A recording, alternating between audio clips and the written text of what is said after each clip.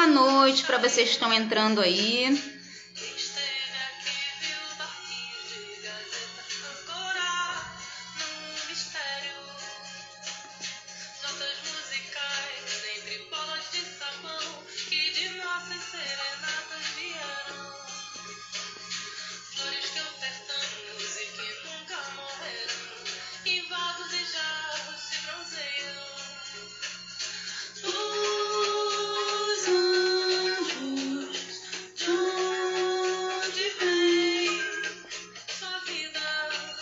Boa noite, gente.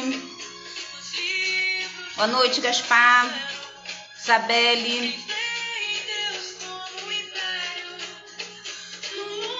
Não está sozinho, ouvindo sininhos.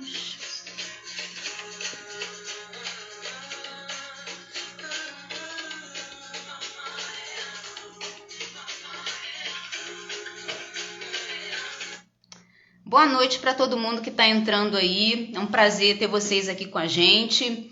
Vou dar uns recadinhos como já é de praxe. O nosso curso de organização inclusiva, ele está lá disponível na nossa bio. Então, para quem quer trabalhar com organização inclusiva, atendendo pessoas com deficiência ou que precisam de acessibilidade, nosso curso está lá. Para pessoas com deficiência que querem se organizar, a gente também tem um curso, o nome do curso é Organização Sem Barreiras, e esses links também estão lá na nossa bio, tá bom? A nossa próxima live vai ser no dia 10, e a gente vai deixar as informações aqui depois para vocês. A gente vai falar com a Natália. A Natália foi aquela pessoa que aconteceu aquele incidente todo que foi barrado no Casa Cor, e a gente, além desse assunto, tem muita coisa para falar com ela. Hoje a gente vai falar um pouquinho e aprender muito com o Denis e com a Isabelle, e eu espero que essa live aqui muitas pessoas possam ver depois e possam participar aqui com a gente, porque eu acho que é um assunto super importante que a gente tem muito a aprender juntos. Eu já vou começar chamando meus convidados aí, que eu já estou doida para conversar e aprender com eles. Boa noite para todo mundo que está entrando aí.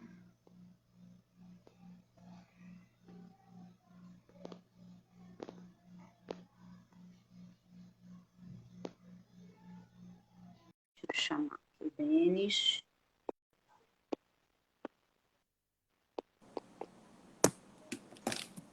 Olá! Oi, Isabelle! Tudo bem, Tudo bom, Li? Tudo ótimo. Deixa eu tentar chamar o Denis aqui também para a gente já começar.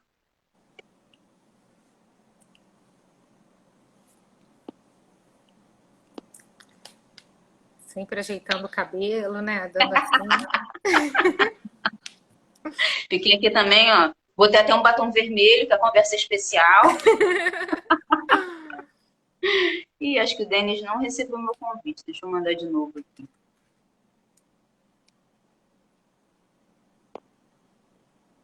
Tão bom estar por aqui. Gente, nem fala, assim, tô tão feliz da gente bater esse papo, você não tem ideia, assim, sabe?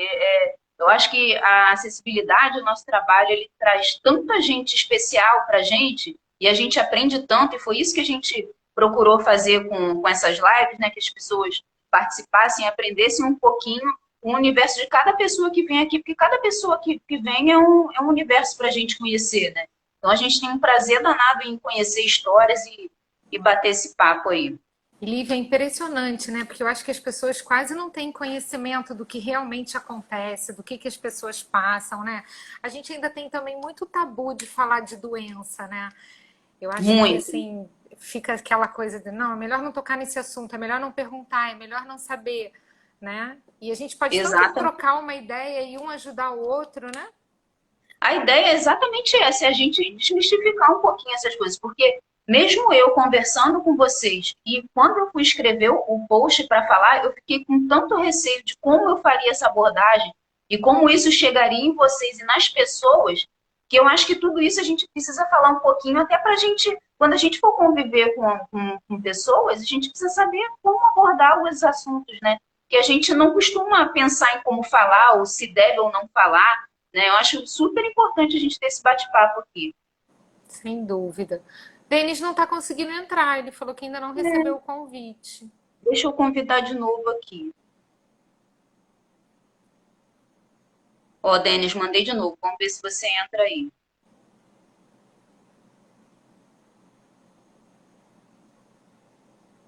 Deixa eu ver se foi. Já convidei aqui. Denis, você está usando o Instagram Web? Porque se for o web, ele não manda o convite, tem que ser pelo celular.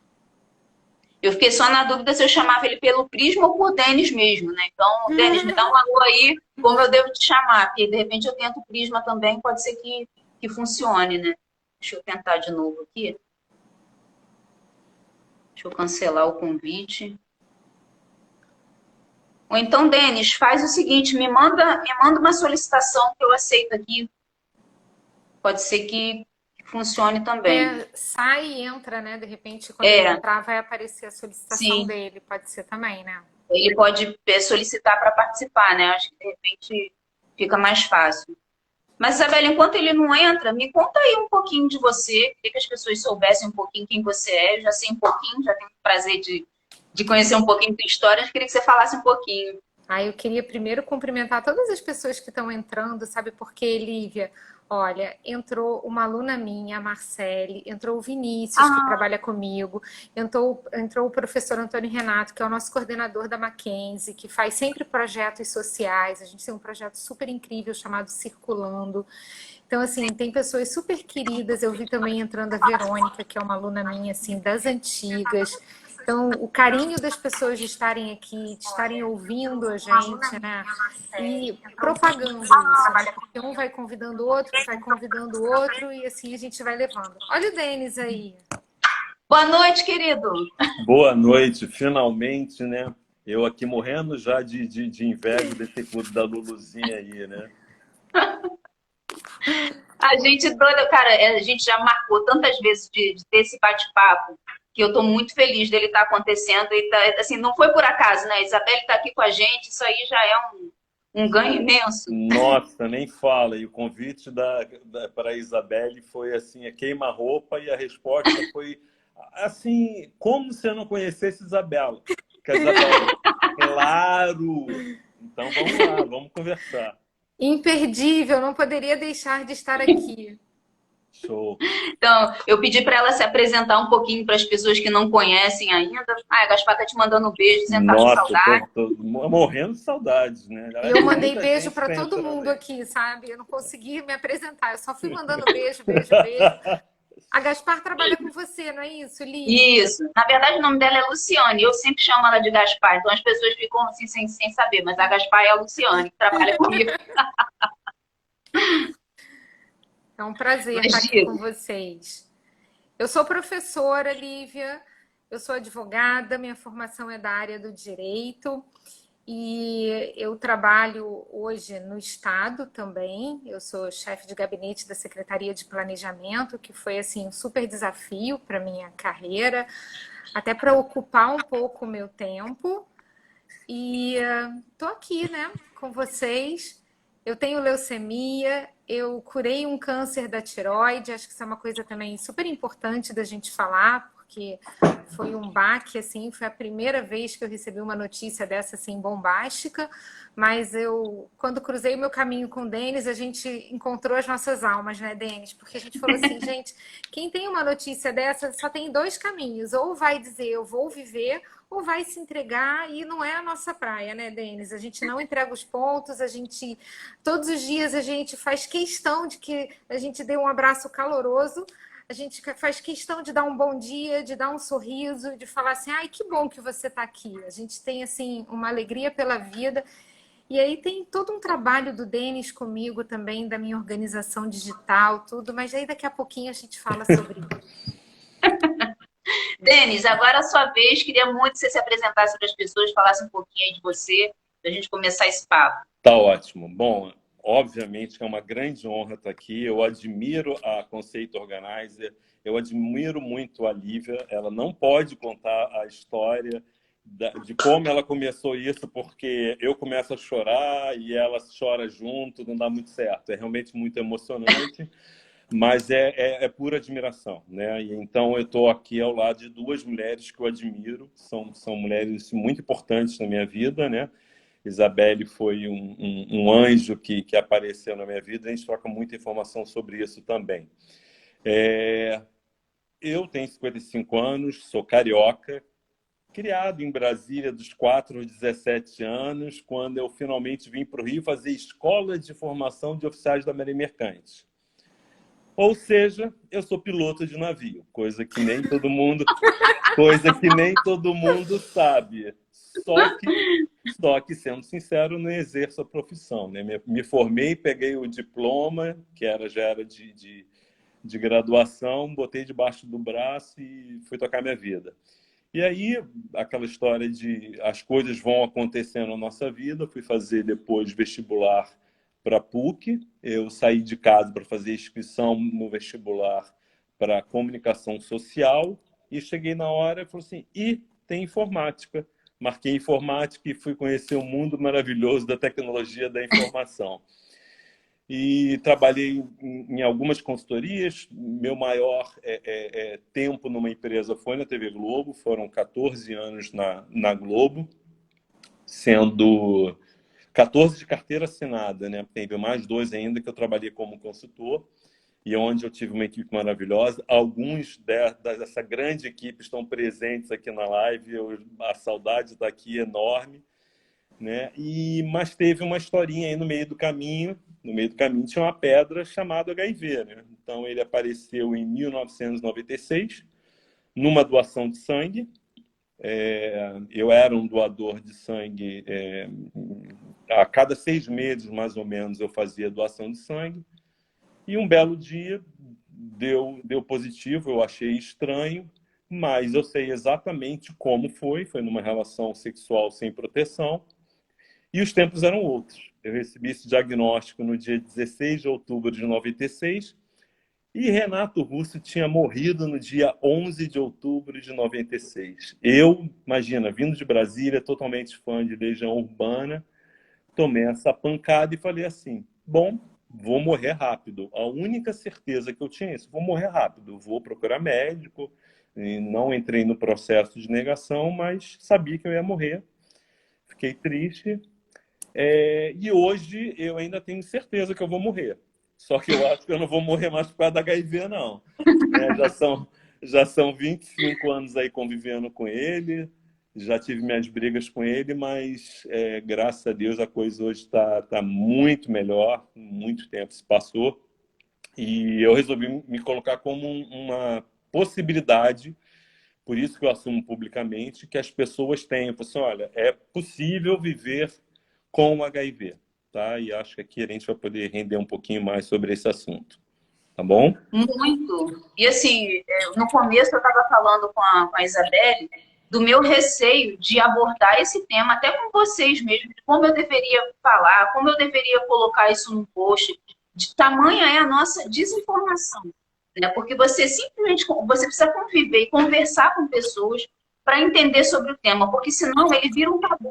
E o que a gente precisa é realmente desmistificar as coisas, né? A ideia da gente estar aqui falando sobre isso é exatamente isso, é promover esse tipo de diálogo entre as pessoas, né? Que elas possam conversar abertamente e saber como colocar e, de repente, o que não fazer, né? Essa é a proposta aqui, é para a gente ter um papo aberto para poder entender um pouco mais.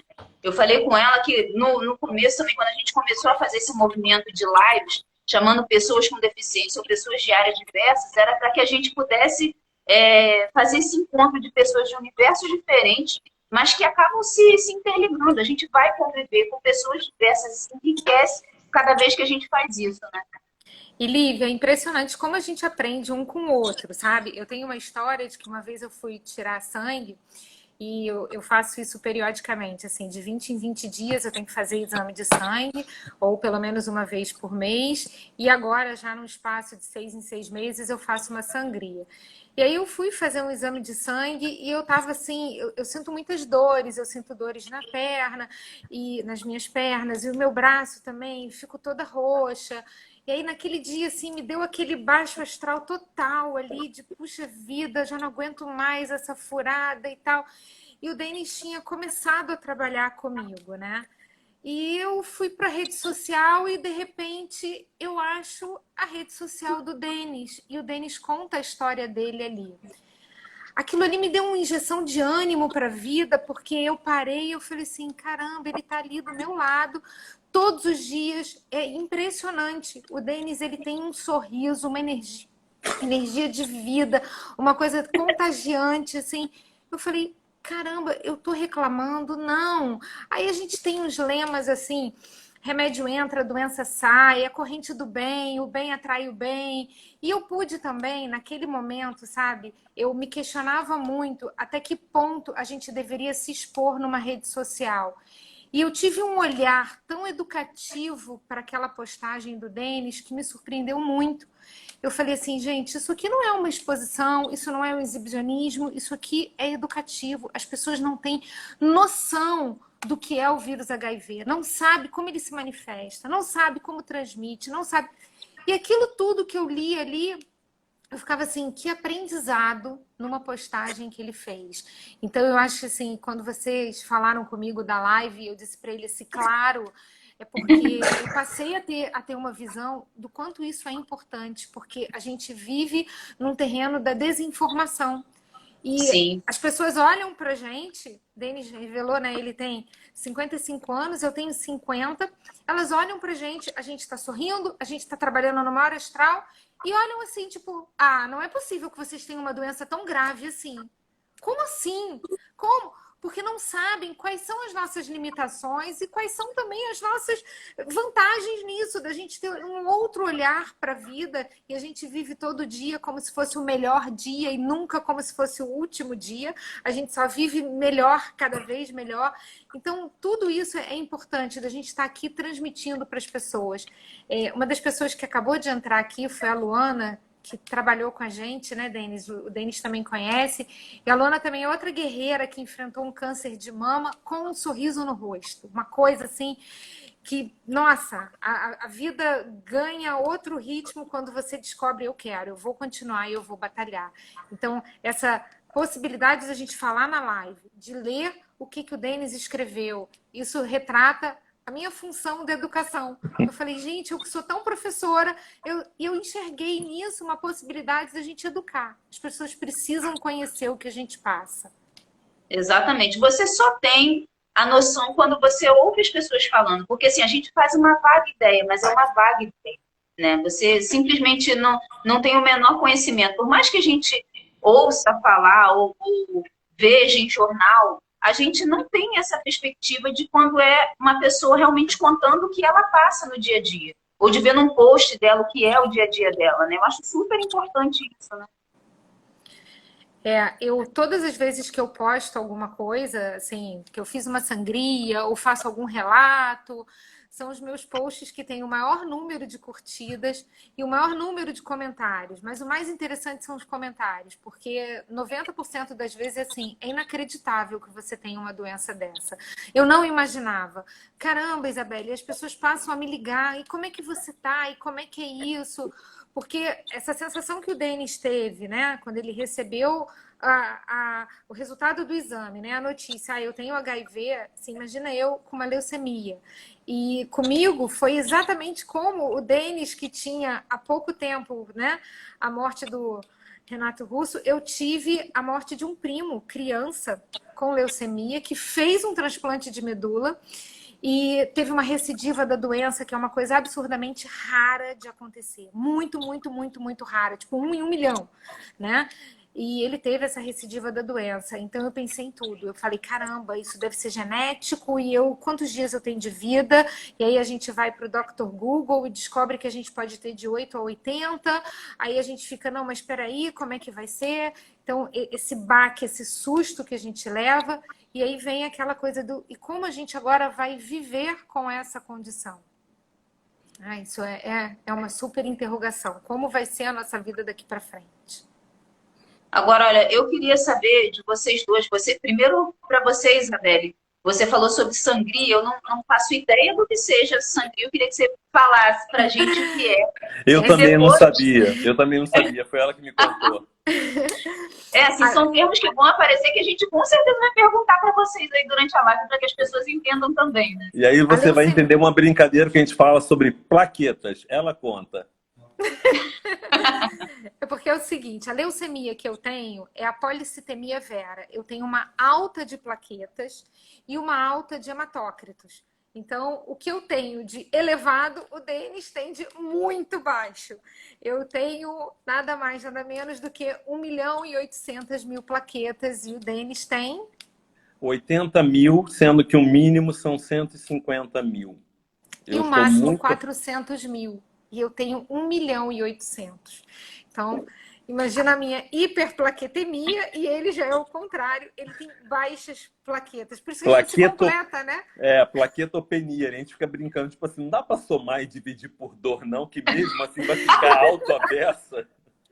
A gente já pensou em tudo. Vamos transfundir. Toma o meu aí. E aí o que que acontece? O meu sangue ele fica muito grosso. Ele fica como se fosse uma pasta de dente. Ele coagula num processo muito rápido. E eu tenho que tomar aspirina para poder afinar o meu sangue. E assim que eu descobri, na verdade, eu descobri tardiamente, eu já estava num estágio muito grave da doença, correndo risco de ter uma trombose ou um AVC. A médica me disse assim, Isabelle, se eu entro com uma quimioterapia agora, eu destruo as suas células boas e eu não posso fazer isso. A sua resistência não pode cair. Eu preciso ter um tratamento para você que preserve a sua resistência. E aí o que que ela fez? Ela me receitou a sangria, que é um método antiquíssimo, Lívia. As pessoas utilizavam como um sanguessuga para baixar a pressão. Então eu retiro o meu sangue. É como se fosse uma doação de sangue. Eu tiro uma bolsa de 480 mililitros, na verdade um pouco mais do que a doação é de 450, eu tiro de 480 a 500, né? E o meu sangue ele é reposto com a própria água. Eu bebo água de coco e assim eu vou repondo, na verdade, meu organismo consegue ir fabricando o meu sangue. E a sangria, por ser só retirar o meu sangue, não me destrói nada que eu tenho de bom. Claro que baixa, né, a minha resistência, a minha imunidade, mas muito menos do que com quimioterápico. Quer dizer, eu não tenho nenhuma agressão ao meu corpo. É um método completamente é o meu corpo reagindo e fabricando e minha medula produzindo de novo o meu sangue. E quando eu E esse faço isso, sangue que é tirado de Ah, você, o que é feito? é inacreditável. é. A legislação brasileira, ela não autoriza a utilização do meu sangue. A legislação brasileira entende que o meu sangue tem que ser inutilizado. Que o meu sangue, na verdade, não é um sangue bom. Então, assim, alguns países... Imagina só, eu brinco com o Denis, né? A gente fala essa história de que, Denis, eu vou te dar um pouquinho aí do meu, mas em alguns países isso acontece. Em alguns países, a doação de plaqueta é algo muito complicado, você conseguir tirar plaquetas da pessoa, são poucos os doadores de plaqueta, até porque você fica muitas horas numa máquina, e em alguns países eles fazem isso. Eles, ao extraírem esse sangue, eles tiram as plaquetas e fazem a doação de plaquetas para outras pessoas. Mas no Brasil, ele é incinerado. O meu sangue tem que ser absolutamente inutilizado. Triste, né? É, Para não dizer outra coisa. é. Triste. Não é o meu caso, mas, por exemplo, se eu quiser fazer uma cirurgia, eu preciso fazer uma reposição de plaquetas, né? Aconteceu vamos chamar de incidente, para não chamar de coisa pior, de 10 de janeiro desse ano, em que eu sofri um assalto e tive que fazer uma cirurgia para botar um pino no punho esquerdo.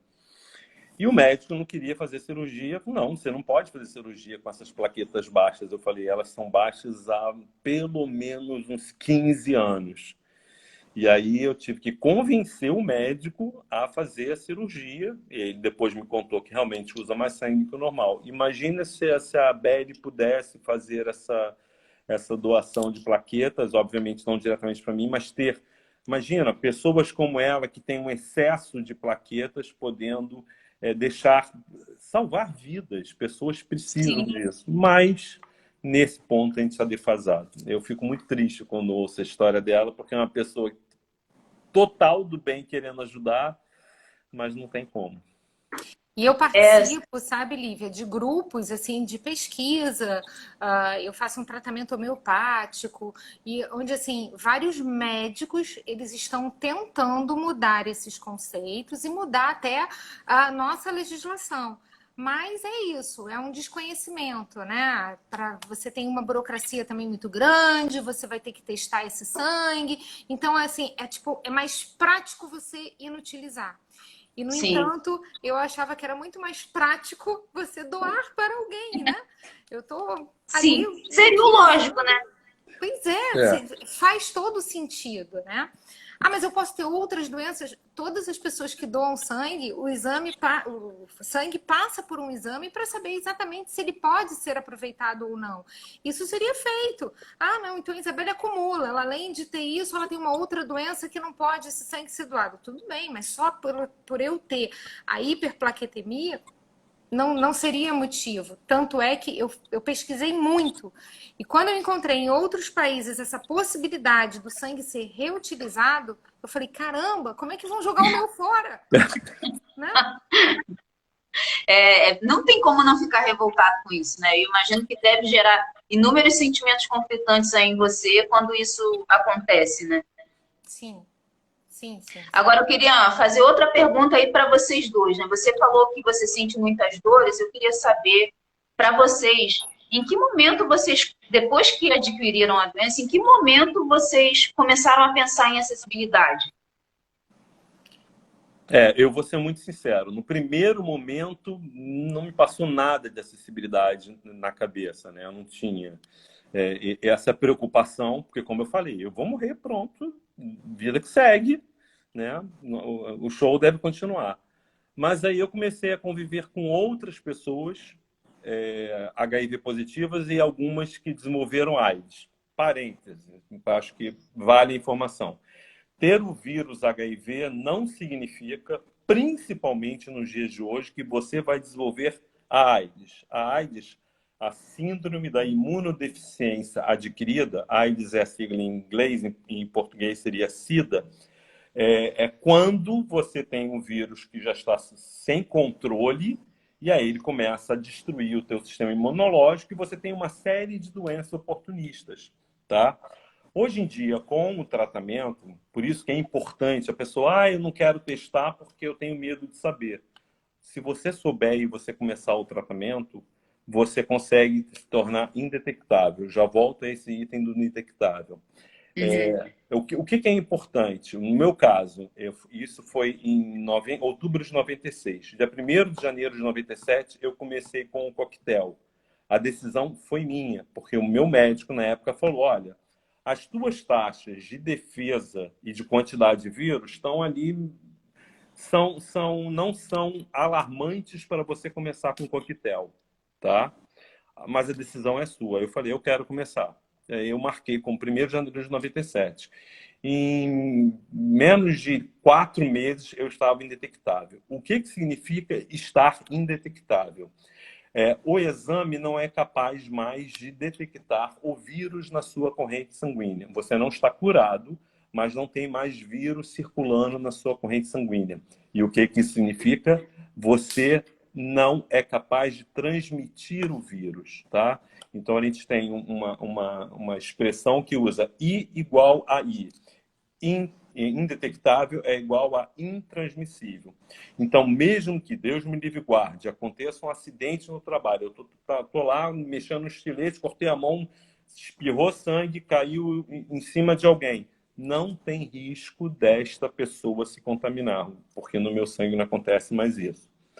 Mas o preconceito é tanto que uma pessoa com conhecimento farmacêutico, trabalhando comigo, através de terceiros, eu fiquei sabendo que ela falou que ela achava um absurdo ela estar na mesma sala respirando num ambiente que tinha uma pessoa HIV positiva, tá? Então, Socorro, né? então isso aí é uma coisa que você fala assim, peraí, se isso vem de uma pessoa que não tem informação nenhuma, beleza, mas uma pessoa que tem conhecimento farmacêutico, tá?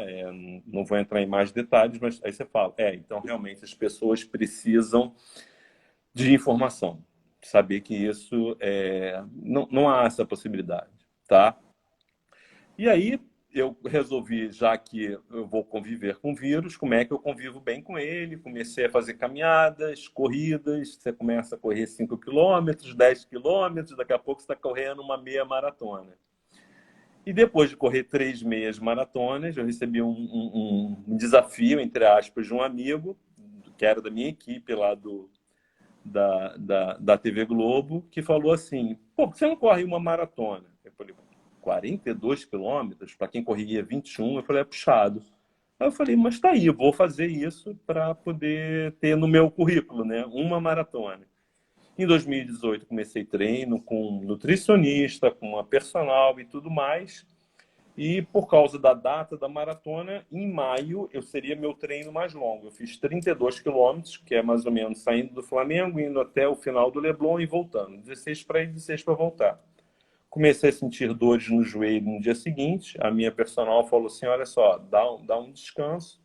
Para resumir a história, eu descobri, fui parar no hospital com 3 protrusões na coluna lombar. É o pré-hérnia de disco. É uma dor absurda. Quem teve hérnia de disco ou algo semelhante sabe como isso acontece.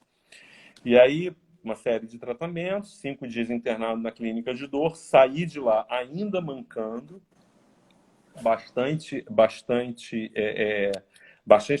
tratamentos, inclusive alternativas para tentar resolver o problema, mas mancando, e aí eu percebi como as nossas calçadas são desniveladas, cheias de buracos, cheias de obstáculos, uma coisa que no dia a dia você está com a sua mobilidade 100%, beleza, aí você começa a reparar, não está legal não. Eu não tenho mais a mobilidade que eu tinha. Durante uns 8 meses, eu acho que eu ainda fiquei mancando.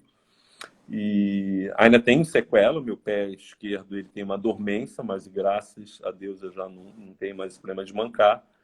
Mas você pare e você começa a ver através de um outro ângulo. Eu lembro que na época eu não podia usar calçado com cadarço, porque eu me abaixar ou tentar trazer a perna para amarrar o cadarço era impossível, né? Então, aí você começa a entender as suas restrições. Então, eu vou te dizer, ser muito sincero, em 2018 eu falei, não dá, não dá. Realmente, se você não conseguia, se eu não conseguia ver a necessidade do outro, a necessidade agora virou minha. E aí eu comecei Você foi convidado a pensar sobre isso, né? Exatamente, entendeu? E eu tive um prazer em 2015 de conhecer Barcelona numa viagem a lazer, e eu fiquei impressionado com as calçadas de Barcelona, muito largas, muito certas, assim, lisas, em que eu tinha bicicleta, pessoas, skate, patins, todo mundo convivendo, e um espaço fantástico, fruto da Olimpíadas de Barcelona em 92. Ainda em 2015, a cidade estava preparada para uma coisa que aqui no nosso país, infelizmente, a gente tem que brigar. E eu acho muito feio a frase correr atrás dos seus direitos, porque se é seu direito, você não devia correr atrás. Você já devia vir contigo. É como inclusão, né? Inclusão pressupõe que você foi excluído, né? Exatamente. E você, Isabelle, quando você foi convidada a pensar sobre acessibilidade, em que momento você se atentou para isso? Você sabe, Lívia, que é muito interessante, assim, isso vem comigo desde que eu sou muito nova. Eu, desde a minha época, assim, de escola, faculdade, eu sempre fui muito engajada nos projetos sociais. E aí eu tinha um grupo de amigos da faculdade que era voluntário na Casa Ronald McDonald's. E aí a gente ali começou a conviver com crianças que tinham muitas restrições, com essa dificuldade, cadeira de roda, mas eu sempre assim, voluntária. Nós ajudávamos, nós participávamos não só daquele dia dedicado para ajuda, mas a gente fez uma programação, a gente foi na padaria que tinha próxima, conseguimos um lanche e tal, e aí fomos entrando nesse universo. Mas eu, particularmente, eu vivi momentos na minha vida que eu me dei conta dessa dificuldade da acessibilidade. Eu muito nova, eu bati o meu dedo num copo e acabei cortando, né, profundamente. Levei ponto e tal, e perdi o movimento do meu dedão. Isso me trouxe uma restrição enorme. Eu fiz fisioterapia quase 6 meses para voltar ao movimento. E eu percebia que eu não conseguia amarrar o cadarço, como disse o Denis. Eu não conseguia puxar um fecha-eclair, eu não conseguia fechar um botão. Eu passei a ser totalmente dependente das pessoas para me vestir, para ir ao banheiro. Isso já me despertou ali uma curiosidade. Eu ficava pensando assim, gente, o que a gente pode fazer para facilitar a vida das pessoas? E aí eu descobri, por exemplo, o cadarço de elástico, que você enfiava o pé e colocava, que é do triatleta. Eu falei, gente, isso aqui é caro. Não é uma Sim. coisa acessível, é uma coisa cara. E aí eu ficava pensando, gente, e agora? E o botão? Como é que eu vou abotoar? Não tenho como, então eu não podia usar a camisa de botão. A camisa tinha que ser... Então foi o meu primeiro impacto que eu pensei, caramba, como é difícil esse acesso, como é difícil essa sobrevida.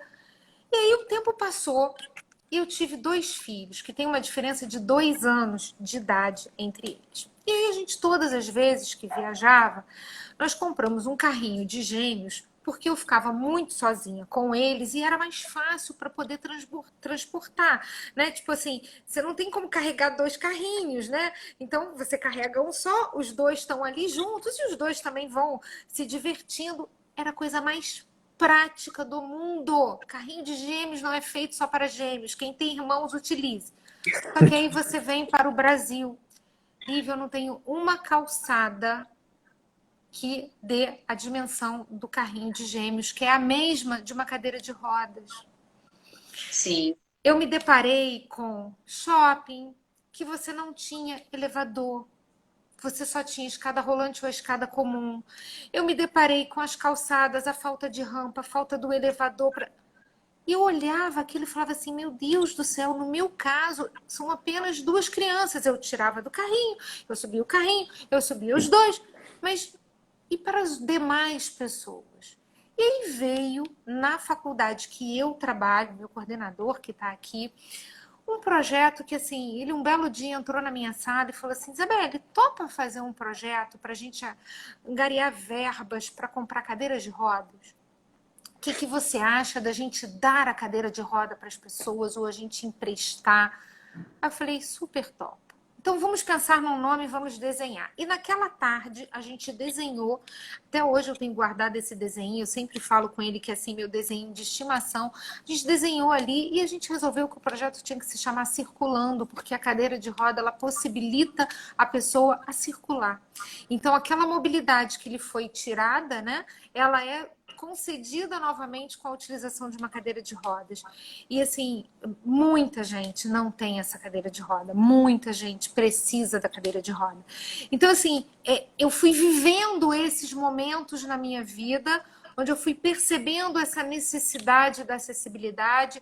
Hoje o projeto pedagógico dos cursos, ele tem que ter toda essa inclusão, ele precisa, a gente tem grupos de pesquisas com isso, mas é extremamente tímido, vida real e expectativa, sabe? A expectativa e realidade. A realidade é totalmente diferente do que a nossa expectativa.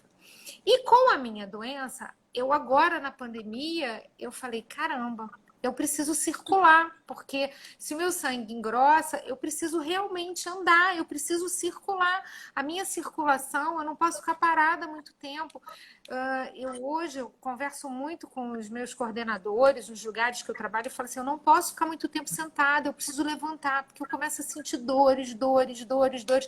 E como você não transparece, né? Você tá ali, não, mas eu tô trabalhando, eu tenho que estar aqui e tal. As pessoas não dão aquele valor de olhar e falar assim, caramba, peraí, levanta, vai, sabe? Se estica, vamos lá, caminha daqui para lá. Então eu comecei a ter uma certa restrição, onde eu preciso dosar o ficar em pé, o ficar sentado. E eu tive muito acolhimento, Lívia. E apareceram anjos, assim. Eu falo que nem todo anjo tem asas. A gente tem amigos que são verdadeiros anjos. E você conhece a Patrícia Calvé, que também é da organização. Sim. E nossas filhas estudaram juntas na escola e a Patrícia tem pessoas assim que me dão sorrisos, né? A Luana é uma pessoa que eu tenho uma gratidão enorme, o Denis, o Antônio Renato, que é esse meu coordenador, e a Patrícia, porque aí a Patrícia virou para mim e falou assim: vamos fazer a organização da sua casa. Você vai ver que se cada coisa tiver o seu lugar, você vai ter muito menos trabalho. E aí você vai otimizar o seu tempo, você... Foi uma mudança tão radical na minha vida e com muita gente, Lívia, me dizendo assim, que patricinha, né? Isso aí é uma coisinha, é um luxo, né? As pessoas não têm noção do quanto isso é bom para nossa saúde.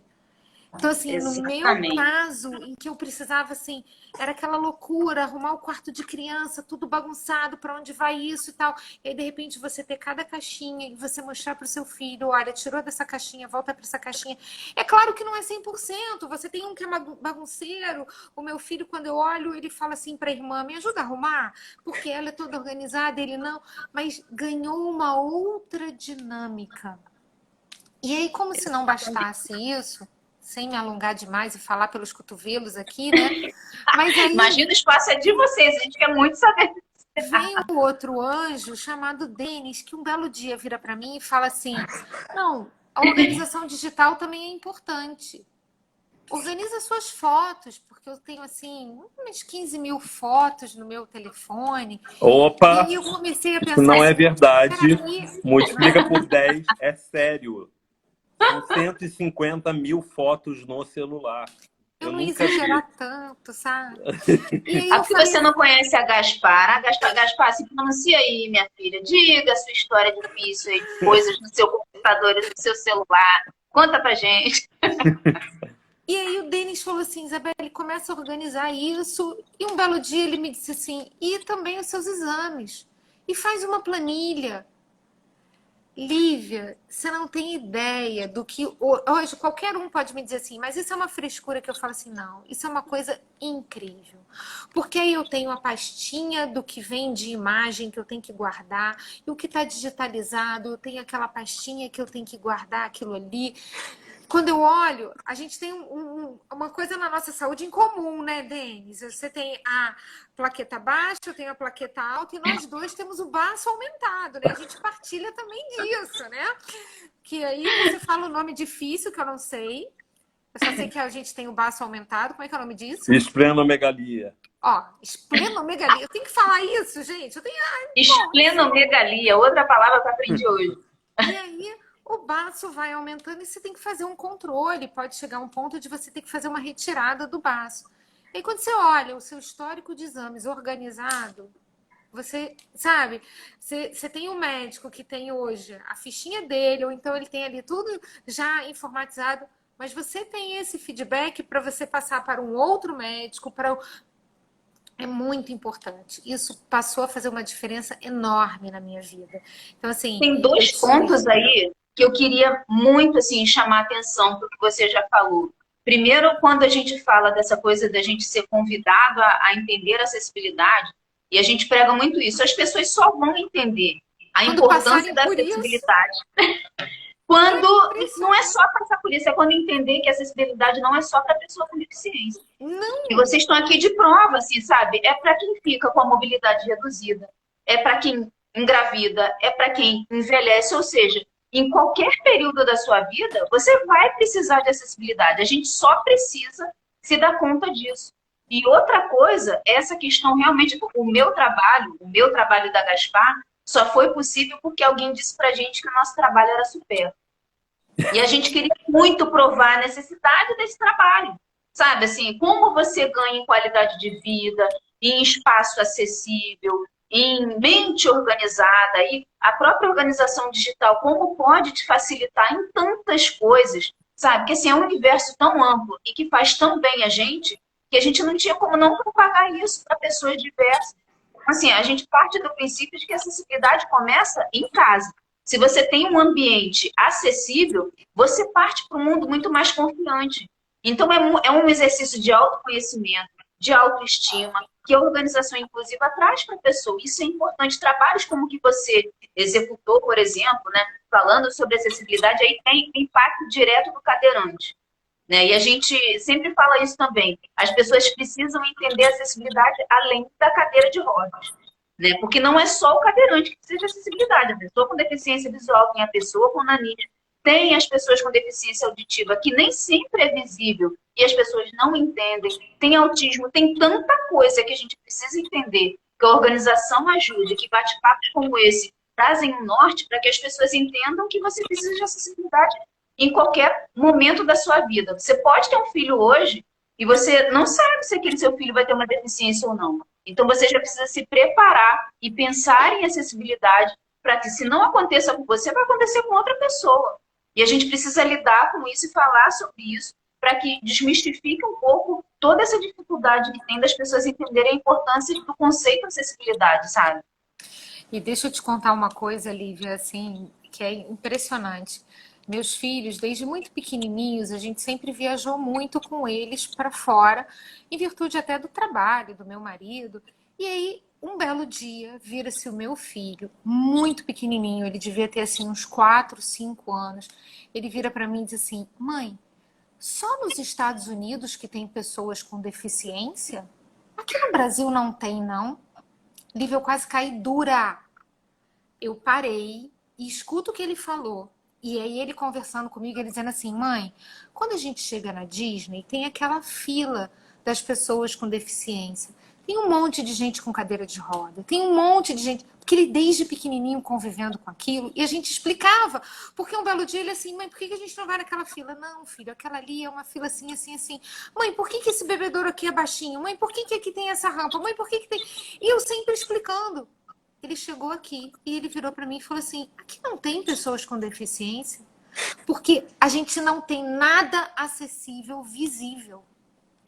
Exatamente. É o Nada. que a gente cansa de falar. Enquanto os espaços não forem acessíveis, você não vai ver muitas pessoas com deficiência, elas não têm como chegar àquele ambiente. Assim, é todo um processo, é ter transporte acessível, pessoas que têm um atendimento de qualidade para entender e atender a pessoa com deficiência. E entender que essa pessoa com deficiência ou essa pessoa que precisa de acessibilidade, ela nunca está sozinha. Ela tem amigos, tem famílias que também consomem. Então, cada vez que você esquece do conceito de acessibilidade, você deixa também de ganhar com isso. Porque se você tem um espaço acessível, mais pessoas vão até o seu espaço. Porque se você respeita aquelas necessidades da pessoa que você vê, você também vai respeitar as que você não vê, sabe? E não tem como a gente fugir disso. É inevitável, sabe? É inevitável. Verdade.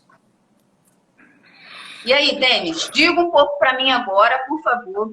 Eu queria saber se o HIV te trouxe algumas implicações, assim, para o seu ambiente ser mais organizado ou não. Eu É, acho que você já falou um pouquinho, mas queria que você frisasse um pouquinho para a gente. além desses casos que você começa a conviver de outras pessoas que perderam a visão por causa do citomegalovírus, isso lá atrás era mais normal, graças a Deus, hoje em dia nem tanto. Eu falo que eu tenho mais problemas de efeitos colaterais da medicação, e isso me dói muito, porque eu vejo muita gente ainda tratando o HIV como, não, já que é uma doença crônica, não vou me cuidar porque eu vou tomar remédio e tá beleza. Não, não tá beleza, os efeitos colaterais melhoraram, mas são efeitos colaterais de uma medicação a princípio para o resto da vida.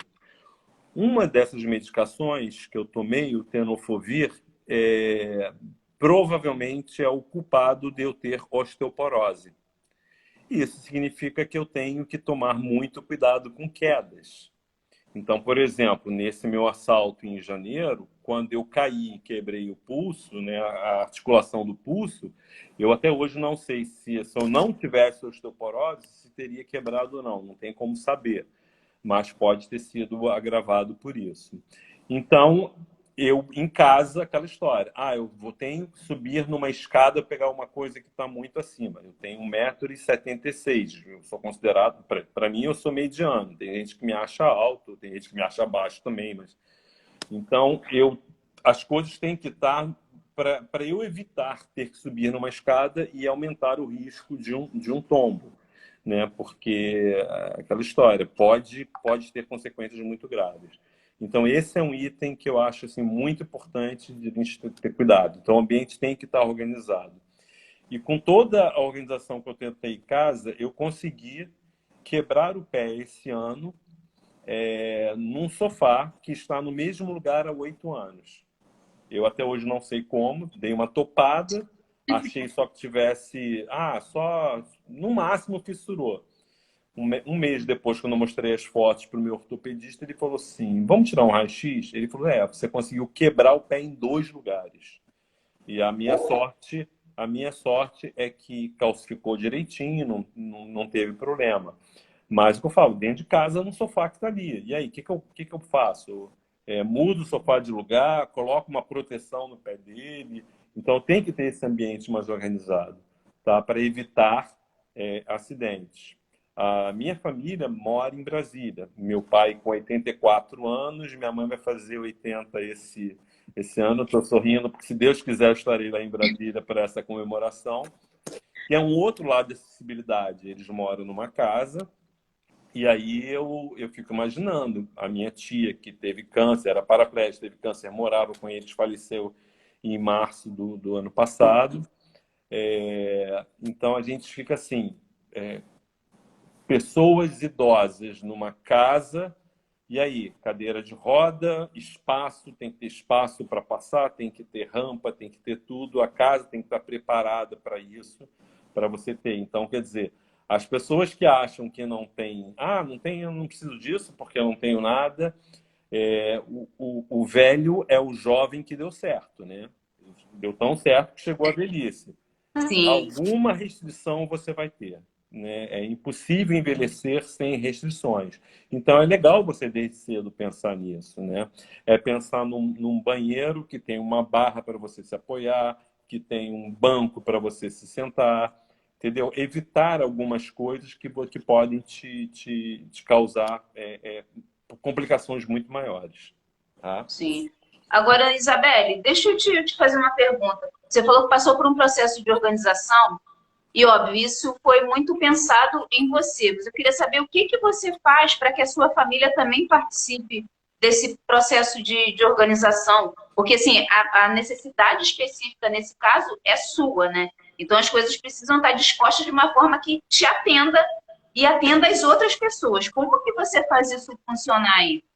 Ah, sem dúvida, sim, teve que ser contagiante, né? Porque você colocar.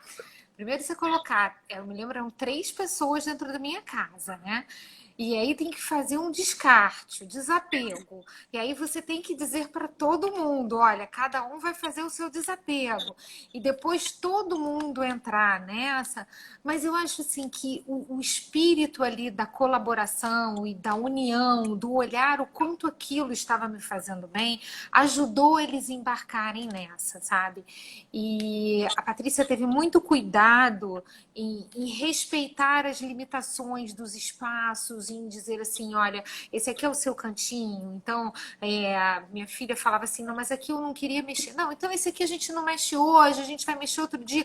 Então, a coisa foi muito conduzida, mostrando assim, olha, essa parte aqui que a gente já organizou, como é que ela está dando certo, como é que a gente está ganhando tempo. Eu acho que assim, a otimização de tempo, a otimização de espaço, a observar que a gente passa a utilizar as nossas roupas que não eram utilizadas porque estavam guardadas lá por baixo e que uma dobra de roupa vai fazer a diferença, foi assim visível para todo mundo, né? E aí depois ela veio para treinar a minha empregada. E uma coisa muito interessante, Lívia, e por isso eu também te conheço, muito antes desse convite e tudo mais, porque a minha empregada ela é analfabeta. E quando foi feita a organização aqui em casa, a Patrícia disse assim para mim, Isabelle, eu agora estou confusa. Como é que eu vou fazer uma organização se eu não posso escrever? Porque não vai adiantar eu escrever aqui, o pote é do arroz, o pote é do... O que eu vou fazer? E aí ela veio cheia de ideias, ela me mostrou o seu Instagram, ela falou assim, olha, tem uma pessoa que ela trabalha com acessibilidade. E aí a gente começou a conversar, caramba, imagina você organizar para o cego. Como é que um deficiente visual, até uma baixa visão? Eu tive um aluno na faculdade com baixa visão que chegou e falou assim para mim, professora, eu uso lupa para tudo, mas você me ajudaria muito se você rodasse a minha prova com uma fonte 14 ao invés de uma fonte 10. E aí, assim, eu tinha o maior cuidado e ficava no pé de todos os professores lembrando, olha só, quando for a prova do Robson, lembra que a fonte é 14, a gente tem que ajudar ele e tal, né? E aí ela foi me mostrando o seu trabalho nisso. E aí eu tenho uma pessoa em casa que olha tudo que a gente está falando aqui, né? Que eu acho que quando a gente fala de acessibilidade, a gente tem que lembrar que isso não é exclusivo para o deficiente, isso faz parte do nosso dia a dia. É o carrinho de bebê, é o idoso que deu certo, o jovem que deu certo, né, Denis? Eu adoro isso. É o analfabeto, que de repente para ele como é que vai ser, e ela é totalmente visual, ela sabe tudo, ela organiza tudo, ela dobra tudo, ela sabe direitinho, olha, isso aqui vai ser assim, por cores eu vou separar assim. Quer dizer, você dá uma dinâmica e também você dá importância para essa pessoa, porque você, nesse processo todo, você pensar nessa inclusão, né, você pensar, eu posso organizar para o deficiente, eu posso dar a ele uma facilidade de manuseio, de contagem, de tudo, é super incrível. Então, foi geral. Na minha casa, o foco era a Isabelle, mas todos, tanto é que, assim, tem 3 anos, né, que eu fui diagnosticada com a leucemia, exatamente 3 anos em que a Patrícia fez a organização da minha casa. E ela assim para mim, olha, esse ano eu tô voltando aí para a gente fazer uma revisão, ver como é que tá, até porque em 3 anos a faixa de idade das crianças muda, né? Então eu tinha Sim. crianças, agora eu tenho adolescentes, e aí a minha filha é alucinada pela organização. Ela ficou assim, olha, tudo tem que ter caixas, tudo tem que ter etiqueta, tudo tem que ter. Aí ela assim, Patrícia, a gente precisa fazer umas mudanças porque agora eu tô com maquiagem, então eu quero fazer uma penteadeira. E eu tenho que. E então foi isso. Eu acho que foi esse espírito de que é possível para todo mundo, sabe? Sim. Não é possível só, no meu caso, que era, deixa eu dar para ela um cuidado maior para esse momento, porque realmente eu estava com muitas limitações, as dores são absurdas, só quem sente sabe a dimensão que é. Você tem horas que você pensa assim, tem certeza que eu vou levantar, que eu vou conseguir, porque dói fundo, né? Muita dor nas pernas, as pernas pesadas.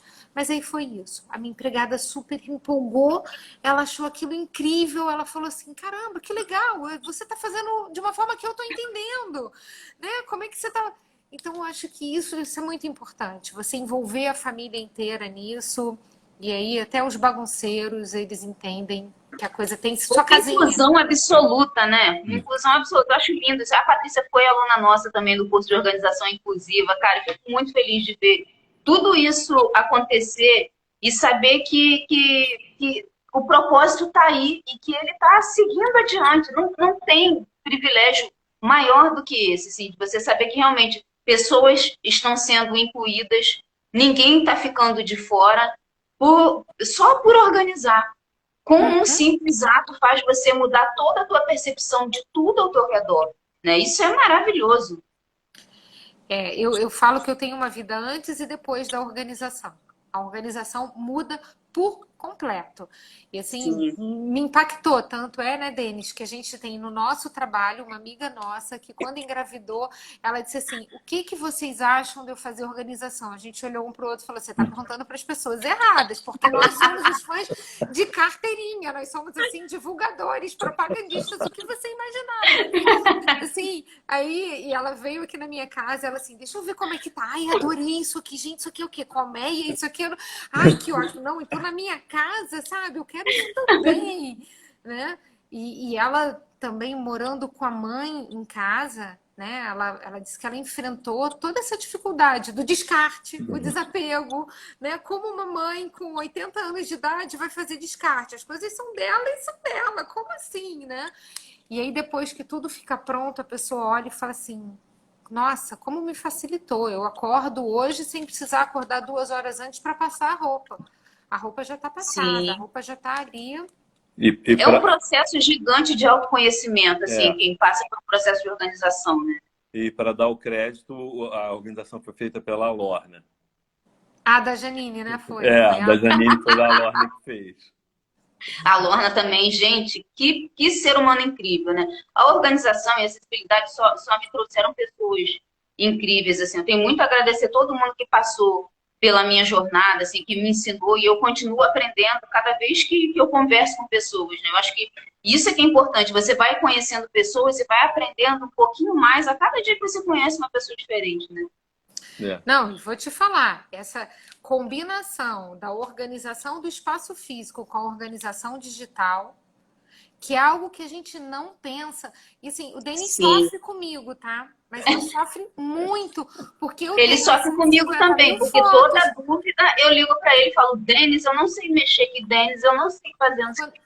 Quando ele olha a minha caixa de e-mail, ele: Isabelle, cadê a regra? Cadê a regra? Eu falei: eu esqueci, me ajuda. Como é que... Ele: vamos fazer agora, abre um vídeo, vamos lá. E aí ele vem, abre um vídeo comigo com a maior paciência, me ensina de novo, vamos lá e tal. Agora, é isso, pra gente, na doença, então, vixe Maria, não tem outra maneira de você poder fazer um acompanhamento. E foi uma descoberta com ele. Quando ele chegou e falou assim: eu tenho uma planilha com os meus exames de sangue, eu falei assim: ah, não, para. Não é possível. Não é possível. Como assim? Aí ele: sim, porque eu preciso acompanhar. Olha aqui, a minha evolução, minha melhora, minha piora.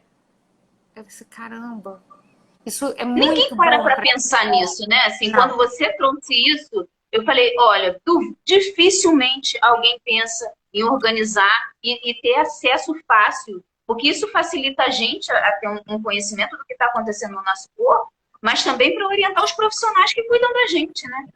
sim, sim, sim, sim. E a gente descarta, né? O exame, a gente rasga, a gente deixa para lá.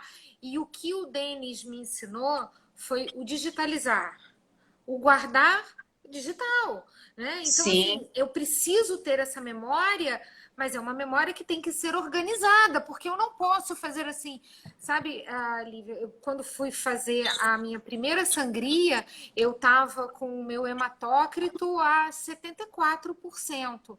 Hoje ele está 45%. Então, para baixar de 74 para 45, quantas sangrias eu fiz? Qual o espaço que eu fiz?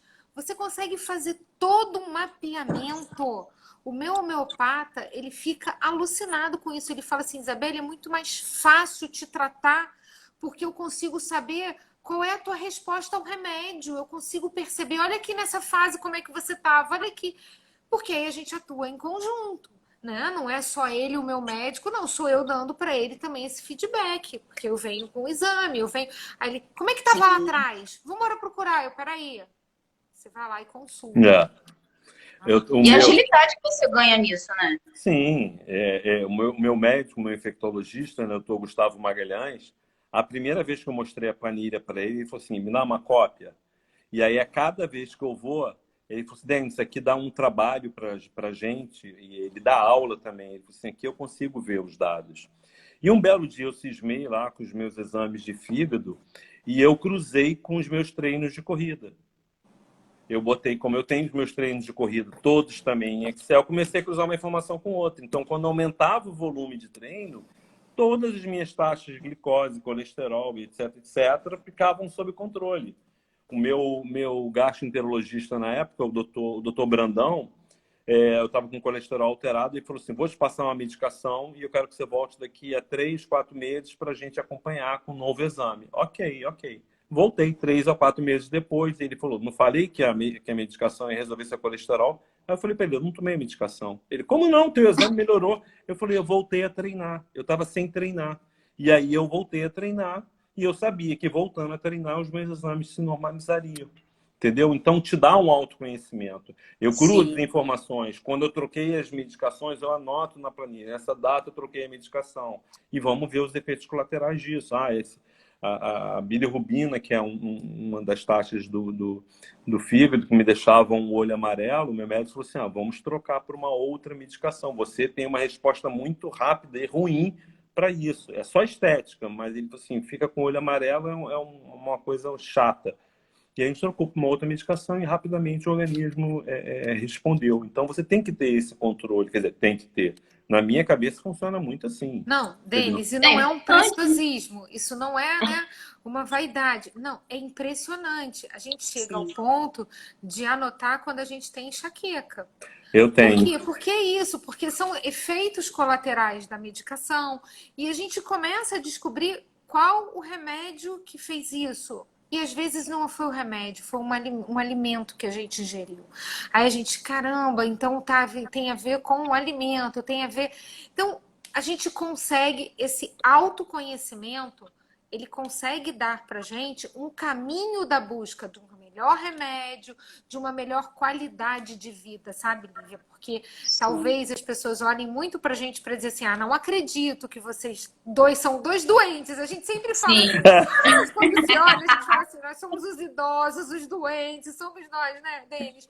Mas por quê? Porque a gente se cuida. E esse cuidado está muito ligado a essa observação que a gente fez dos nossos exames, dos nossos remédios. Isso deu para a gente qualidade de vida. O que a gente quer hoje? A gente sabe, foi como o Denis falou, a gente sabe que a gente vai morrer.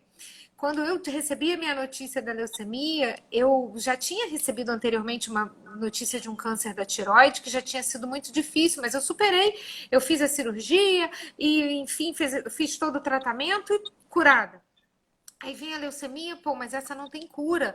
Você é classificado, lá tem um CID que te coloca como doente em estágio terminal. Então você já fica assim, caramba, sabe? Você já é tratado assim. Aí a minha médica virou e disse assim, Isabelle, você já parou para pensar que atravessando a rua uma pessoa é atropelada? Para morrer Mas diz isso pro nosso cérebro, né? basta estar vivo. Então, pensa agora em qualidade de vida. Você tem que viver bem, você tem que viver sem as dores, você tem que viver de uma forma confortável. E eu diria também, Lívia, que a organização, ela traz conforto. Conforto para você viver, sabe? Você gastar menos tempo arrumando uma casa é confortável. Isso é um conforto que a gente tem que se dar. Porque não é assim, porque a Isabelle sente dores, ela não pode ficar tanto tempo em pé. Mas pense em quem também não sente dores, não ficar tanto tempo em pé, que vai aproveitar esse tempo fazendo uma outra coisa, fazendo uma leitura, enfim, fazendo uma outra coisa qualquer. Então, isso Sim. proporciona pra gente muito conforto. Eu Agora queria... vocês falaram um pouquinho de. Pode falar, Denis. Não, eu Diga só queria lá. pegar um gancho no que ela falou sobre essa história de atravessar a rua e morrer. Dia 10 de janeiro, que foi o dia do assalto, eu estava com uma faca no peito. A única certeza que eu tinha foi assim, que morte besta, né? Você se sente um sobrevivente, a gente em pandemia e tudo mais, e eu vou morrer aqui num assalto por causa de um telefone com uma faca no peito. Então, eles não tem nenhum controle sobre isso, nenhum controle. Sim. E aí você sabe que tem que dar valor para a vida, né? Então, tem duas coisas que eu acho muito importantes, que a gente tem que dar muito, muito valor. Um é a saúde, que para mim é o campeão de audiência, tá lá, eu tenho que cuidar para ter uma vida o mais saudável possível. E o segundo é o nosso tempo. E a organização te traz exatamente isso. Você conseguir organizar a sua vida para que você tenha tempo para fazer aquilo que para você é importante. Pode ser que um dia você fale assim, olha só, eu não quero fazer nada hoje. Ótimo. Tua vida está organizada para você não fazer nada aqui. Tá, eu sei isso aqui é para amanhã, isso aqui é para depois de amanhã. Tá, hoje eu vou ficar em casa vendo uma série que eu vou escolher aleatoriamente, não quero fazer nada. Ok. Mas tem que estar organizado. Se você não tiver, você vai assistir aquela série e o cérebro o tempo todo. Você tem essa pendência, você tem essa pendência. Então aí acaba a tua saúde mental. É você concentrar a energia onde deve realmente, né? Para que você Priorizar. aproveite melhor seu tempo. Exatamente, priorizar. Essa é a palavra. É. Agora, a gente estava falando aí de doença E quando eu fui formular o post, eu fiquei muito na dúvida se eu usava doença ou não. Eu queria que vocês falassem um pouquinho para mim sobre isso. Se isso é um tabu. Por exemplo, eu falo isso porque quando a gente vai falar da pessoa com deficiência, muitas pessoas usam aquele conceito de pessoa com necessidades especiais porque acha que fica mais bonitinho, só porque parece menos invasivo. E não, o termo que você tem que usar é pessoa com deficiência. Ela tem uma deficiência, só é uma característica dela, né? Agora, quando a gente fala de HIV, de leucemia, de câncer, muitas vezes se fala assim, a pessoa tem uma doença, parece que dá uma conotação tão pesada que eu queria saber se isso é só uma impressão minha ou se isso realmente acontece. São os tabus da vida, né? Eu acho que a gente carrega isso, mal comparando, mas eu sou professora de Direito do Trabalho. E uma das maiores dificuldades que eu tenho é porque eu dou uma aula onde eu digo que o empregado doméstico ele tem que ser chamado de empregado doméstico e que as pessoas precisam anotar a carteira de trabalho com a função correta. Inclusive que existe um CBO, que é um Código Brasileiro de Ocupação, para esta profissão. Então, esta função que ele exerce tem que ser retratada ali fielmente. Só que as pessoas, elas colocam de uma maneira que não, isso é pejorativo, eu tenho que chamar de minha secretária, secretária do lar, e aí começam a dar 1001 apelidinhos. Por quê? Porque virou esse tabu, virou essa coisa, não, eu não posso falar assim, eu não posso... E a doença é a mesma coisa, né? A figura da pessoa doente, eu acho que remete sempre a uma imagem de alguém acamado, alguém que já esteja ali sem condições nem de levantar. E aí se criou essa coisa, olha, não fala. A palavra câncer, quando eu descobri o câncer da tireoide, a palavra câncer não podia ser pronunciada. E isso no ano de 2011, sabe? Eu descobri em 2010. E aí falar assim, não, eu tenho câncer, que isso, menina, não fala isso. Não fala isso porque isso atrai coisa ruim. Não pode falar essa palavra, né? E aí eu falo, gente, pelo amor de Deus, tá bom, não é câncer, é o carcinoma papilífero da... Meu Deus, não é um nome científico, é câncer. E a leucemia, o que é? É um câncer, é uma espécie de um câncer. E a gente tem que falar e tem que tratar. E nem, não ficar assim, é que eu tenho uma doença no sangue. Mas qual é a sua doença? Leucemia. Então, só que existe o preconceito, existe aquela coisa assim de tipo, será que essa pessoa quer se vitimizar dizendo que ela está doente, na verdade ela não está, né? A gente sabe que existe também muito esse trampolim de, peraí, deixa eu dizer que eu não estou bem. Então, mas a nossa questão aqui não é essa. A gente conversa muito abertamente, o Denis, a gente trabalha juntos, que eu falei assim, ele é meu presente já, né, desde 2019, né, Há Denis? controvérsia, eu acho que é o contrário. Não.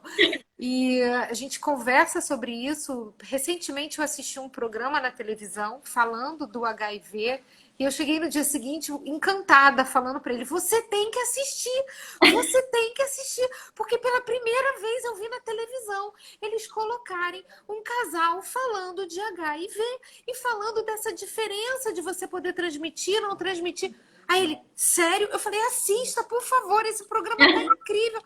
E aí ele foi lá, assistiu pela primeira vez. Olha, quanto tempo o Denis está diagnosticado com o vírus, há quanto tempo ele explica isso para as pessoas, que eu falo que o post dele é extremamente educativo, da gente assistir um programa da TV que foi fiel ao que realmente é, né, Denis? Foi uma coisa assim que a gente parou e falou assim, caramba, a gente nunca tinha visto um programa tão fiel ao que é a doença. Então, sim, no caso da leucemia, a gente teve a Carolina Dickmann numa novela que foi icônica, né? Foi um marco, Sim. ela raspando a cabeça. Agora, aí as pessoas me perguntam muito isso. Isabelle, vai ter esse momento em que você... E aí, é como o Denis. Se ele está tratando há tanto tempo, ele estacionou a doença dele, ele não evoluiu. Então, eu posso chegar a esse ponto? eu pretendo não chegar a esse ponto, porque é a qualidade de vida que eu busco. É fazer o tratamento da sangria, que não é um quimioterápico, é uma retirada do meu próprio sangue, é ficar acamada 2 dias, é fazer uma reposição de soro, é melhorar e a gente não chegar a esse ponto. Mas a gente também, para isso, precisa conhecer essa doença e as pessoas precisam falar. Sim. Falar, né? Então, hoje eu fico muito feliz quando alguém me liga e diz assim: me passa o contato do seu médico, me fala quem te tratou, quem cuida de você, porque eu tô sentindo uma dor aqui, eu acho que pode ser, eu tenho medo. Eu falo, vai logo, vê logo, porque a gente tem que se cuidar, a gente tem que se tratar. E aprendi isso. Hoje eu posto que eu tirei o sangue, eu falo lá, tá pago, aí as pessoas. Sério? Mas você postou isso? Eu falei, sim. Faça o exame. Lembra? Lembra? Ó, você tem que fazer exame também. E aí, a primeira coisa, Isabela, tô precisando bem marcar exame de sangue. Hoje eu cheguei no trabalho, né? A Janine olhou para mim e falou assim, tô precisando marcar meu exame de sangue. Aí eu falei, marcar não, é só chegar lá e fazer. Vambora. Vambora marcar nada, vai lá e faz. Né? Mas é isso. Tem esse tabu. As pessoas não querem falar da doença. Não querem. E você, Denis? O caso do HIV tem uma diferença porque tem o vírus e a doença, né? Então, eu posso ter o vírus e não desenvolver a doença. Então, a gente costuma dizer que a pessoa é soro positiva para o HIV. E aí, antigamente se falava soro positivo, mas como com a Covid, então se fala que a pessoa testou positivo, eu gosto, não, eu sou HIV positivo. Né? Uhum. E graças a Deus eu nunca desenvolvi nenhuma doença oportunista porque eu não tive a AIDS, que é a síndrome da imunodeficiência adquirida, tá? Mas existem pessoas que, por não saber, por não se cuidar, acabam desenvolvendo e realmente é a doença, é a AIDS, tá? Mas existe essa pequena diferença. Mas se for perguntar, eu tenho o quê? Eu tenho uma condição crônica ou uma doença crônica? Eu, Denis, não vejo diferença. Tá? Eu não tenho problema com isso, mas tem pessoas que preferem, não, eu tenho uma condição crônica porque é um tratamento para o resto da vida que eu tenho que fazer. Né? Temos aí algumas opções que estão aparecendo, mas ainda são possibilidades. Tá? Ainda não tem nada 100% não. Tá? Eu acho importante isso que vocês falaram, porque a gente fez uma live com a Caroline Guinarra, ela é da Talento Incluir, né? E ela trabalha captando pessoas com deficiência no mercado de trabalho, colocando pessoas com deficiência no mercado de trabalho.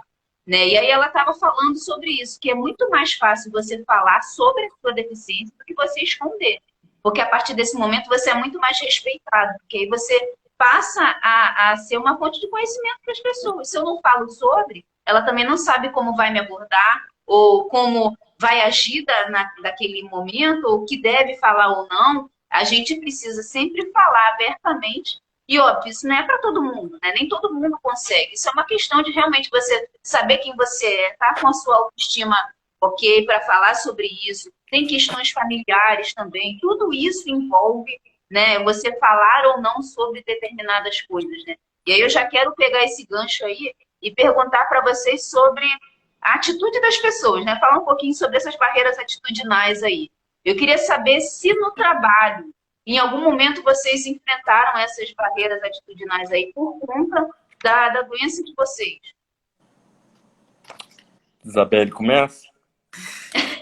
Bom, os meus sintomas, sabe? Eles são sintomas em que eu fico com o rosto muito vermelho e os olhos muito vermelhos. Então parece assim que eu chorei muito. E aí eu passei por várias vezes as pessoas que não sabem o que eu tenho de olhar para mim e falar assim: meu Deus do céu, que rosto vermelho é esse? Você chorou demais ou você usou drogas? O que que você está fazendo? Você se embriagou, você, Ela assim, nem bebe álcool. nada, nada, né? Então, assim, a super careta. E aí eu parar e eu falo assim, não, é porque realmente é um sintoma. Ou às vezes eu dou muita aula gravada, né? Hoje em dia a gente faz isso, mesmo antes da pandemia, eu já venho dessa época da gente possibilitar a aula para qualquer lugar. E aí eu chegar num estúdio e falar assim, olha, eu tenho que gravar numa temperatura muito baixa, porque o meu sangue circula de uma maneira muito devagar. Então, imagina o meu metabolismo tentando, o meu calor é absurdo, porque eu estou tentando circular, eu estou tentando circular. E se não fizer isso, eu vou estar pingando, né? E aí a pessoa olha para mim e fala assim, meu Deus do céu, que doente. Aí eu, é isso. Ai, desculpa! Eu falei, mas é isso. Então, assim, agora, nessa vida online, porque quando eu gravo num estúdio, eu posso gravar em pé. Eu sento se eu quiser, mas eu posso ficar em pé, eu posso sentar. E nessa vida de vir para casa, se convencionou ali ficar sentadinho, dando aula e tal. Primeira coisa que eu fiz foi botar um tripé. Quando eu quero, eu tenho que estar em pé, eu posso fazer isso, porque as pessoas não compreendem. Elas pegaram assim a sala de aula, jogaram dentro de casa, então eu dava 3 horas e meia de aula presencial, eu tenho que dar 3 horas e meia de aula transmitida. E aí eu falo assim, eu não aguento, eu sinto muita dor nas minhas pernas. Ah, fala sério, Isabel. Não, não é possível isso. Isso é frescura. Não, não é... Então, assim, é difícil que as pessoas aceitem as limitações, aceitem os sintomas, e aí eu chegar lá para gravar e eu tá super vermelha e falar assim, olha, tem que esperar a minha pele acalmar, porque senão vai parecer assim que eu cheguei, mas é porque eu vim do calor e a gente tem que refrescar para eu poder, deixa eu botar a perna para cima, deixa... Então, assim, as pessoas também não conhecem. Eu sempre bato nessa tecla. O desconhecimento gera muito preconceito. As pessoas, que isso, né? É porque não tem ideia do que é. O que eu Sim. ouvi das pessoas me perguntarem: você está deprimida? Você está chorando? O que que você tem? E aí, a primeira vez, a segunda vez, até que na terceira eu falei assim: deixa eu te explicar. É que eu tenho leucemia. E aí, o meu sangue, ele fica muito grosso.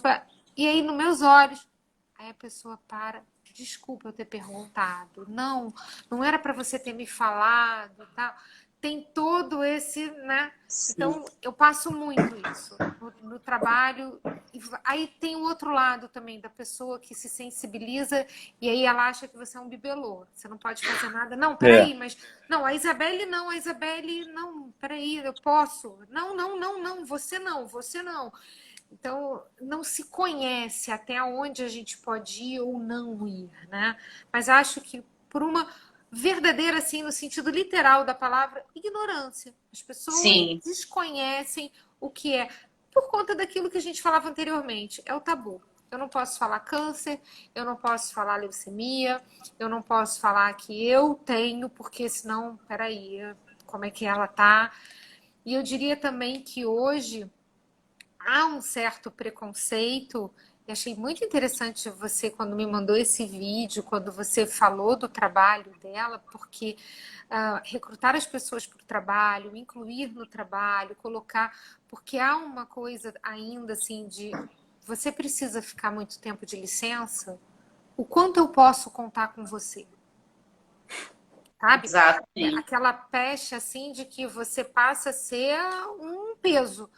E eu fico muito chateada com isso. Até porque eu acho que se assim for, se a gente foi útil durante tanto tempo, quando a gente é um peso, a gente também tem que continuar tendo uma utilidade. Vamos Sim. redescobrir como, mas a gente vai redescobrir. Mas tem muito disso, muito.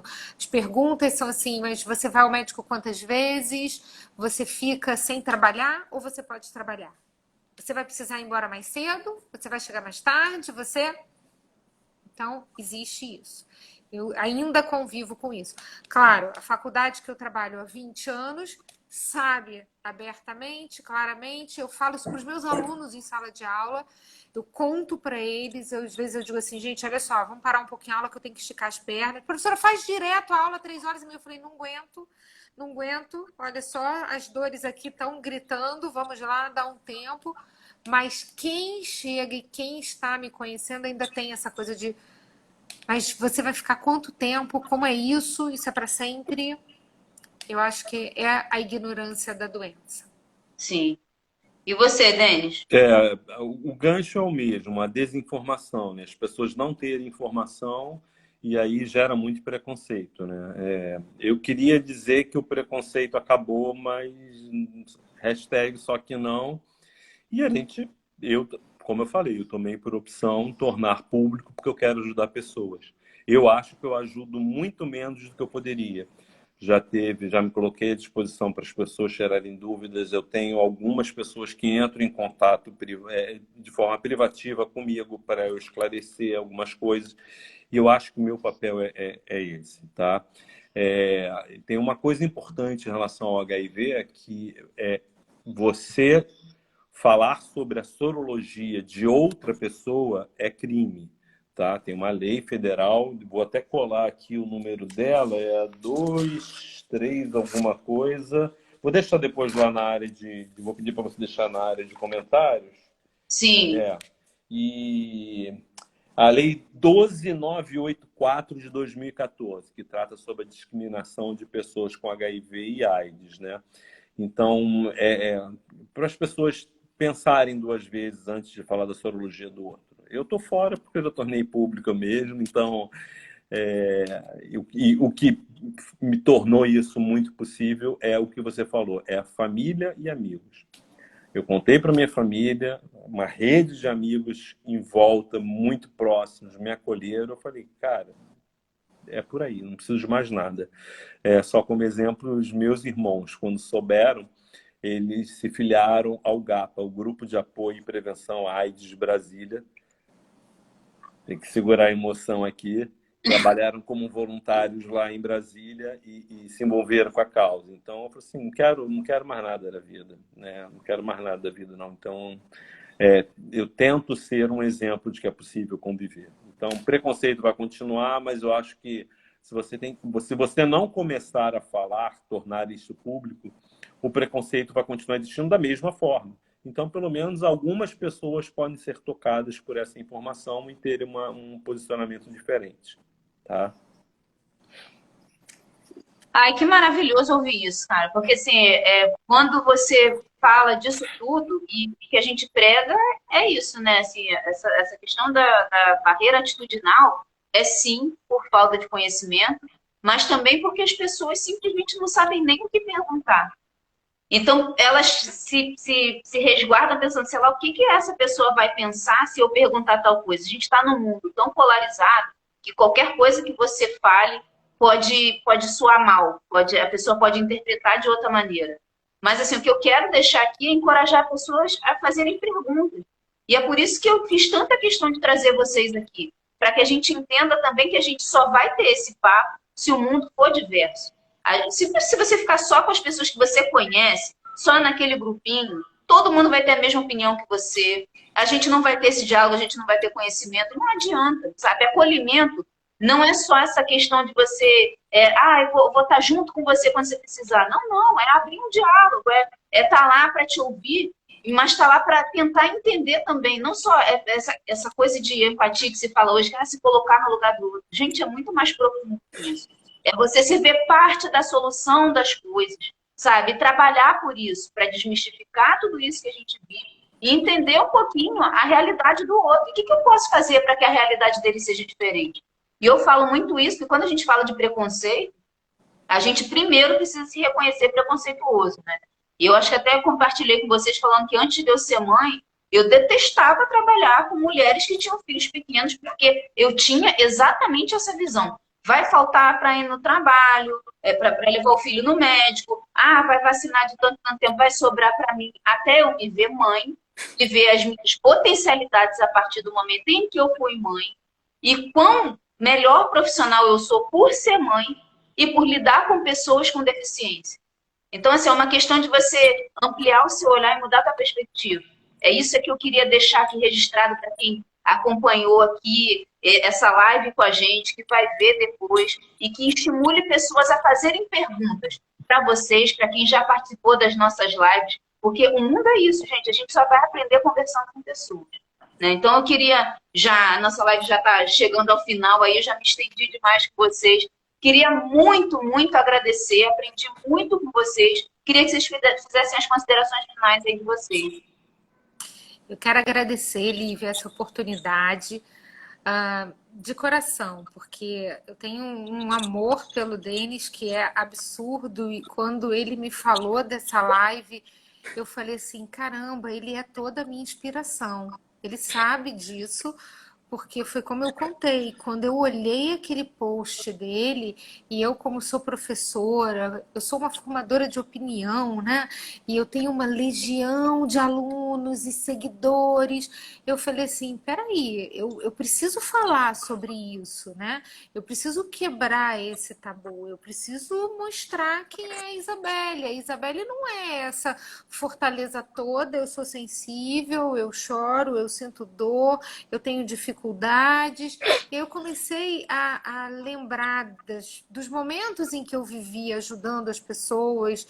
Eu me lembro que eu fui a uma casa de apoio à criança com câncer em Irajá, com um trabalho lindo, e a gente levou um lanche para as crianças, uns danoninhos, sabe? E elas ficaram assim radiantes, e aqueles pequenos gestos eram assim, nossa, faziam uma grande diferença. E aí eu passei a perceber essas pessoas que comigo também fazem a maior diferença, né? Então, assim, eu revelo isso sempre. O Denis faz uma diferença muito grande na minha vida, porque ele me inspira, ele me encoraja. Eu olho para ele e eu penso assim, caramba, que força de falar isso, né? Que força de se expor dessa maneira, porque as pessoas vêm, elas olham e querem saber se isso é realmente um oportunismo ou não. E, na verdade, ele continua ali firme nesse propósito, é educativo, é para a gente ajudar, vamos lá, é a corrente do bem. Então, ele me dá essa oportunidade de estar aqui, foi um grande presente. É estranho dizer assim, eu me orgulho de falar quem eu sou, do que eu tenho, mas é verdade.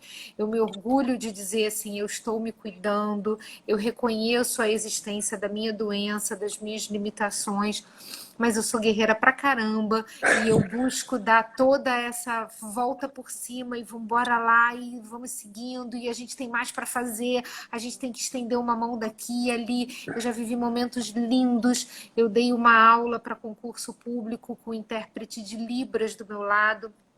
Então, eu fui a pioneira disso nos cursinhos preparatórios para concurso.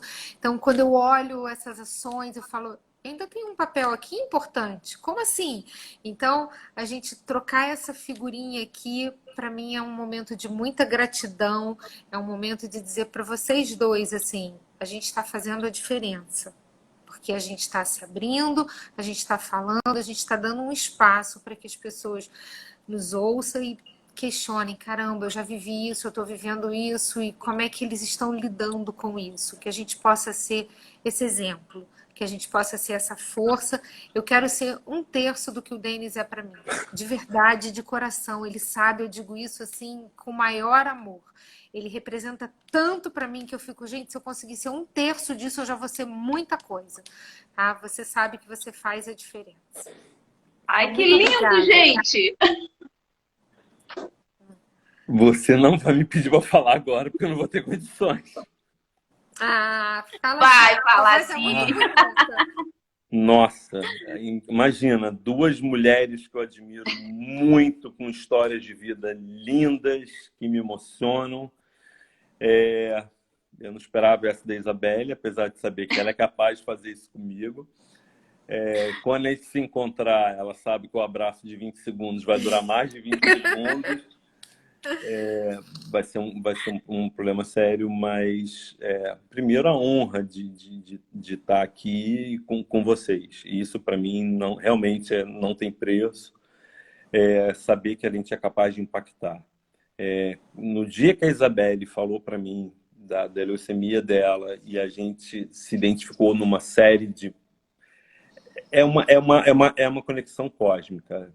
Não tem outra maneira, né? A gente é a pessoa que eu converso sem filtros, que é a melhor coisa do mundo você ter alguém que você... Eu não preciso pensar, não, isso aqui eu vou ter que contar da maneira... Não, eu conto da maneira que aconteceu, pronto, acabou. Ela puxa minha orelha, ela dá força, até para as minhas loucuras ela dá força. E é uma pessoa que eu admiro muito, porque eu falo, uma mulher casada, com filhos, dá aula, trabalha no Estado, faz um trabalho excelente. Em tudo que ela faz com excelência. Eu admiro muito, eu amo demais essa mulher. E acho que a gente tem exatamente essa mesma visão. Nós estamos aqui para ajudar. Se não for para ajudar, não tem motivo para a gente estar aqui. Então, podemos ajudar, sim. Ah, mas, Denis, eu tenho uma pergunta, eu não sei se você vai ficar chateado. Pergunta. Pergunta. Eu gosto desse canal aberto.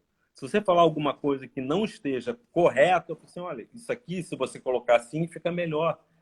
Gente, está todo mundo aqui aprendendo. Eu não sabia nada de leucemia antes de conhecer a Isabelle. Sabia que era uma doença, um câncer. O pessoal falava, o câncer do sangue. Tá bom. Foi a Isabelle que me ensinou tudo, fora as diversas outras coisas que ela me ensina diariamente. Nossa, a mulher tem uma história de vida linda, linda, linda, linda, linda, tá? Então, eu só tenho a agradecer. Para as pessoas que têm um diagnóstico recente, inclusive, no canal privado do Facebook, eu fiz amizade com um rapaz que teve o diagnóstico em maio e estava assim, meio desesperado. Nossa, virou meu amigo, a gente conversa, a gente troca informação sobre isso. Como é importante você, com mais experiência, chegar para outra pessoa e falar assim, olha só, tem esperança, tem vida, a coisa não é tão feia quanto parece. Tem solução, tá bom?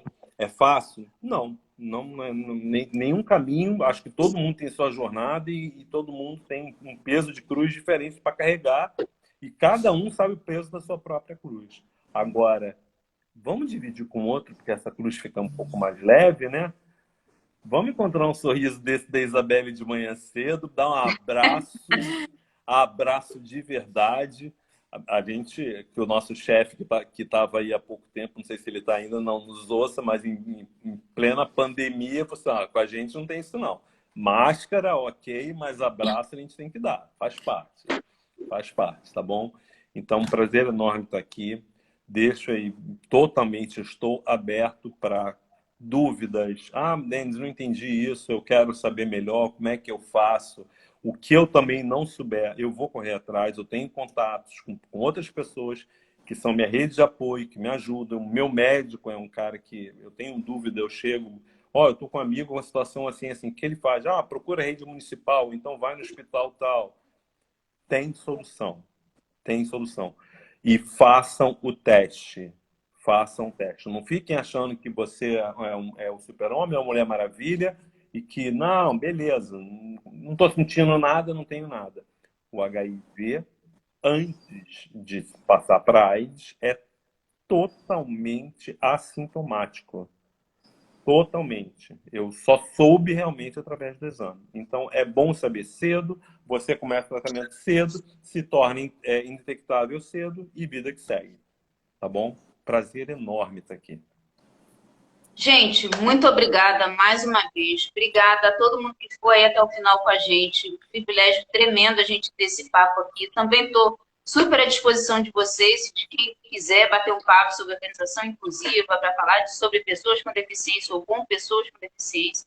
Estamos aí abertos. Como diz lá o patrão, que sejamos ponte. Eu acho que hoje nós fomos ponte para muita gente e ainda seremos para outras pessoas também vão ver essa live aqui. Então, eu queria agradecer mais uma vez. Quando precisarem de mim e da Gaspar, estaremos aí. Um beijo para vocês. Muito obrigada, gente. Obrigada, gente. Muito obrigado. Beijo. Namastê. Beijo. Tchau.